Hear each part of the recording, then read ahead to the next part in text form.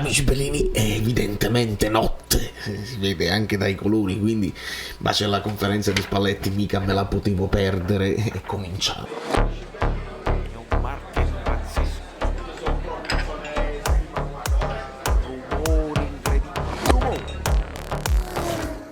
Allora, benvenuto Riccardo Razzor, benvenuti sul canale, mi fa piacere che mi venite a trovare anche quando è notte, bisogna svegliarsi al mattino perché poi si fa anche la nottata, si fa la nottata musicale perché il che fare lavorativo e poi ci si sveglia prestissimo per vedere le parole di Spalletti perché le domande interessano. Lasciate like per me, se permettete.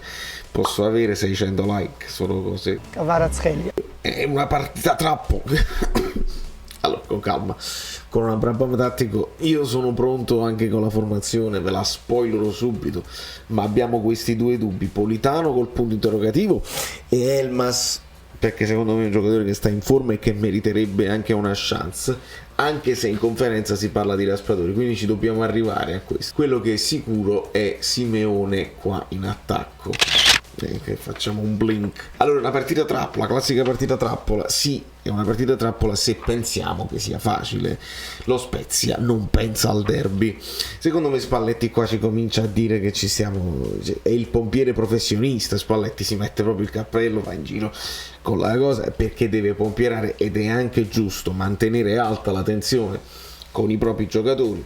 Con l'ambiente Spalletti ci puoi provare quanto vuoi tu, ma è difficile toglierci l'entusiasmo e non dico la certezza, perché nessuno ha la certezza, però quella sicurezza psicologica, quella voglia di esultare. Già arrivano statistiche, il Napoli al 98% è vincitore, quindi è chiaro, deve succedere il cataclisma e Spalletti non ci vuole pensare, però ci deve pensare, e quindi se lo Spezia non pensa al derby non ci dobbiamo pensare nemmeno noi, dobbiamo pensare allo Spezia.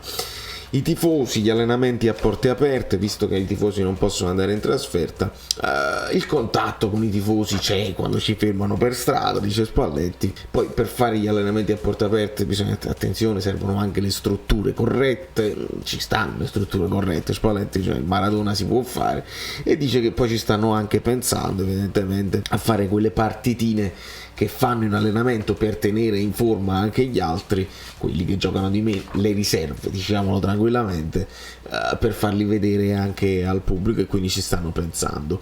Il famoso calo di gennaio che ci doveva essere, che non c'è stato, per noi gennaio è stato un periodo dove noi abbiamo pensato a fare degli ottimi allenamenti, far girare veloce il pallone per essere poi pronti per le partite. È la sua più bella opera d'arte, la scaramanzia eccetera eccetera, il non saper che domanda fare. Fondamentalmente Spalletti risponde così, che se tornassimo indietro, quando torniamo indietro, è già capitato che ci sono stati momenti di grande entusiasmo che poi sono chiusi in delusione, e abbiamo l'esempio l'anno scorso. Però quello che dice Spalletti dice che all'inizio nessuno poteva ipotizzare i 50 punti del Napoli nel girone d'andata, che non potevamo fare bene. Adesso perché non potrebbero le altre squadre, che nessuno dice che lo possono fare quei 50 punti e quindi far bene, come non si diceva che anche il Napoli non poteva far bene?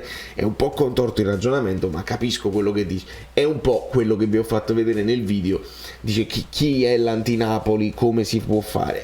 L'Inter è una di quelle squadre che 50 punti li può fare in un campionato, il Milan ci si avvicina, la Lazio e la Roma storicamente no, l'Atalanta storicamente è difficile, quindi le milanesi possono fare un campionato da 50 punti. Contemporaneamente devi fare tu il girone di ritorno delle milanesi, quindi due cose devono accadere.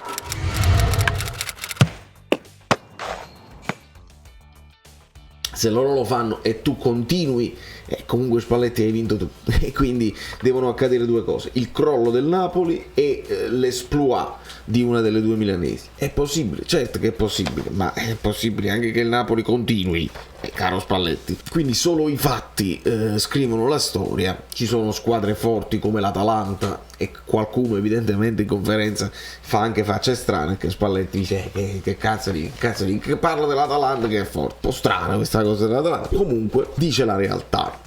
Osimhen ha fatto più gol di testa con Spalletti che non nelle precedenti partite.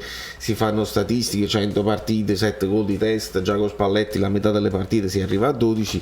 Spalletti chiude subito, dice non è merito mio. Il prossimo allenatore che avrà Osimhen, si parlerà di Osimhen che fa 24 gol magari di testa con il prossimo allenatore, quindi dà merito al ragazzo che sta crescendo in tutte le forme, insomma, mentalmente, fisicamente, tecnicamente, e quindi è merito suo e non di Spalletti. Il fatto che parli del prossimo allenatore vuol dire che così lo possiamo anche salutare, ma lo lasciamo tra le righe. Poi gli si chiede di Raspadori, che è uscito un po' fuori dai radar. Spalletti ci dice: per proprio peccato che non possiate guardare gli allenamenti, perché negli allenamenti fa delle cose di incredibili. E poi dice una cosa Spalletti che ci fa riflettere anche sulla formazione. Dice: di solito gli allenatori dicono che per loro i giocatori sono tutti uguali, per me sono tutti diversi, perché ci sono dei giocatori che evidentemente in allenamento dimostrano qualcosina in più, arrivano un po' in anticipo, performano alla grande in allenamento e ti mettono in difficoltà, quelle famose buone difficoltà per un allenatore. E Raspadori evidentemente è uno di questi, perché dice sono un po' diversi. Quelli che evidentemente stanno mettendo in difficoltà al contrario l'allenatore possono essere altri. Mi viene in mente, dato che è uscita la lista della UEFA e Demme è confermato tra gli esclusi, allora ragazzi a noi dispiace ovviamente per Demme, sicuramente, ma può essere pure che Demme in allenamento abbia mollato e non ha visto la fiducia del tecnico, non si è sentito considerato all'interno delle rotazioni varie, scavalcato da Gaetano, da Zerbini e dagli altri. È chiaro, può essere anche che abbia mollato, non sono arrivate offerte, il Napoli non le ha accettate, e insomma Demme adesso è un corpo estraneo. E può essere pure che altri giocatori, perché per esempio noi abbiamo sempre questo dubbio Lozano-Politano, e chissà che Politano magari ti sta dando meno in allenamento e quindi per questo parte Lozano. Queste sono cose che non sappiamo, quindi quando noi ipotizziamo la formazione possiamo vedere i giocatori come entrano in campo. Per esempio sono entrati in campo benissimo Olivera, Raspadori, lo stesso Ndombele a fare poi la caciara nel finale della partita con la Roma. Ecco perché metto questo Politano qui, che nella logica delle alternanze potrebbe partire, ma con un punto interrogativo, perché magari se Spalletti lo vede meno performante in allenamento potrebbe partire ancora Lozano, o lo stesso Elmas che si diceva prima, perché Elmas si vede che è mentalizzatissimo e lo sarà anche in allenamento, e quindi lo ipotizzo anche al posto di Anghissà. Un giorno la possiamo vedere una partita saltata di Anghissà, così magari quando entra poi si mette le scarpe e stiamo tutti più tranquilli, chissà. Poi gli si chiede anche di Peragine è un ex compagno di squadra di Spalletti ai tempi dello Spezia, si parla, si è uscito un articolo in questi giorni, quando io e Spalletti fermammo Maradona, ma poi Maradona vincemmo con lo Spezia il Napoli di Maradona, ma lasciamo perdere. Loro sono bravi a palleggiare, noi dobbiamo essere attenti alle preventive. Loro hanno preso anche un giocatore veloce, si intende Shomorodov, che ho preso anche io al Fantacalcio, che metterò subito in campo proprio per scaramanzia. No, lo metto in panchina. Non mi ricordo gli 11 dell'andata, perché poi c'è una domanda dove dice nell'andata non giocava Lobot, che era Raspadori prima punta, adesso si farà qualcosa di diverso. Spalletti dice candidamente che non si ricorda gli 11 dell'andata. Noi ce lo ricordiamo perché la partita con lo Spezia è stata recuperata all'89esimo, c'era il problema della siringhetta della cosa, quindi ci è andata bene. Se vuoi sapere un titolare è Osimhen, e va bene. Pioli e Mourinho che dicono di aver meritato di più. È tanto difficile dire che il Napoli è la più forte, ma si dice, Spalletti giustamente giustifica i colleghi e dice che sono cose che si dicono anche per dare poi entusiasmo alla squadra per le partite successive, ma noi abbiamo lottato e meritato in queste partite. Poi si parla anche un pochino dello spazio dello Spezia, cioè il campo di gioco che è più stretto, è più piccolo, e Spalletti si trova impreparato, dice non lo sapevo che le dimensioni sono diverse, mi informerò. E sì, Spalletti, questo è un argomento a me carissimo, ve lo ricorderete benissimo, voi lo potete cercare se scrivete Valerio Fluido, Azzurro Fluido, Camp Nou. Ho fatto tutta una storia sul campo, quando si diceva il Camp Nou, attenzione, è un campo enorme, i problemi che avrà il Napoli. No, il Camp Nou è misura standard 105 per 65 come richiesto dalla UEFA. C'è stato un periodo in cui lo volevano più grande, ma poi sono ritornati. E in effetti il campo dello Spezia è 105x68 è lo standard, quello dello Spezia è 105x65, quindi un po' più stretto di 3 metri, ma è roba veramente che cambia pochissimo. Come lo Spezia c'è anche il Venezia, il campo del Venezia, e il campo del Cagliari e quello dell'Empoli che è di 67 metri. Il campo del Napoli non è misura standard 105x68, ma è 110x68 perché è più lungo, il Napoli ce l'ha più lungo, che vi devo dire?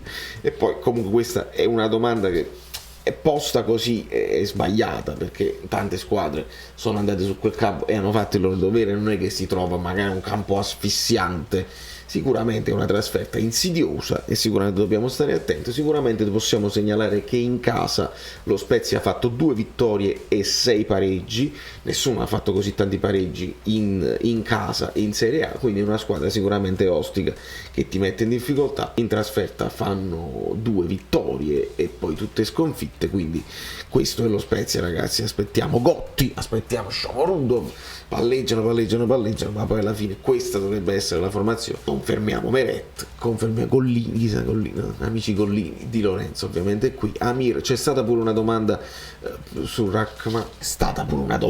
Rachmani, probabilmente voi non vi siete iscritti al canale Telegram in descrizione, mi arrivano varie cose che non so se possono essere viste o meno, vabbè, quindi domanda su Rachmani, ma pubblicità, quindi non ho proprio idee, uno si sveglia al mattino, quello che succede. Confermerei Mario Rui, maestro, i cross, la qualità più che Oliveira. Kim sta qui, Lobotka confermatissimo. Zielinski io l'ho visto bene, quindi lo confermerei. Anghissà, mi lascio questo dubbio, ma è più una speranza mia che una cosa di Spalletti, perché è difficile. Vara bene Osimhen, e qua ci mettiamo questo dubbio Politano Lozano, ma sono i soliti da New York. Valerio Fluido è tutto, lasciatemi like perché mi sono svegliato presto, devo andare a dormire e poi per domani ne parliamo, dobbiamo parlare anche live, ovviamente anche live. Sembra una parrucca, ma non è vero, perché vedi cambia. Ah, ma no, che meraviglia, io me li fai. Sono Saveri da soli. Dobbiamo arrivare a 20.000 iscritti, di cortesia, perché questo è l'anno. Avete lasciato i like. Niente più, dai, basta, sei cringe. Quante cose.